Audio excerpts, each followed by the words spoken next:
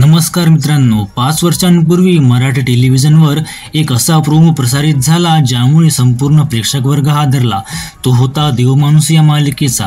Crime, thriller, suspense, comedy आणि ड्रामाचा अचूक मिलाफ बसलेली ही मालिका प्रेक्षकांनी डोक्यावर घेतली। पहिला सीझन सुपरहिट ठरला, त्यानंतर दुसऱ्या सीझनलाही प्रेक्षकांनी भरभरून प्रतिसाद दिला आणि आता अखेर तिसऱ्या सीझनचा प्रोमो समोर आला आहे। या प्रोमोमध्ये किरण गायकवाड पुन्हा देवमाणूसच्या रूपात दिसत आहे। या प्रोमोवर सोशल मीडियावरून नेटकऱ्यांनी आणि कलाकार मंडळींनीही कमेंट्स आणि लाईक्सचा वर्षाव केला आहे।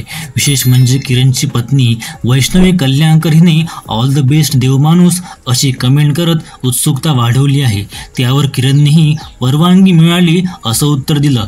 त्यामुळे त्यांच्या संवादाने चाहत्यांमध्ये चर्चेला उधाण आलं आहे। पहिल्या सीझनमध्ये किरण आणि वैष्णवीने एकत्र काम केलं होतं, त्यामुळे तिला या नव्या सीझनमध्ये पाहायला मिळेल का याबद्दल प्रेक्षक उत्सुक आहेत। तसंच डिंपलची भूमिका साकारणारी अभिनेत्री अस्मिता देशमुख हिच्या एका साध्या ब्युटिफुल कमेंटमुळे देखील चाहत्यांच्या मनात प्रश्न उभा राहिलाय, तो म्हणजे ती या सीझनमध्ये असणार की नाही। सध्या अस्मिता तुझी माझी जमली जोडी या मालिकेत काम करत असल्यामुळे ती देवमाणूस 3 मध्ये दिसण्याची शक्यता कमी वाटते।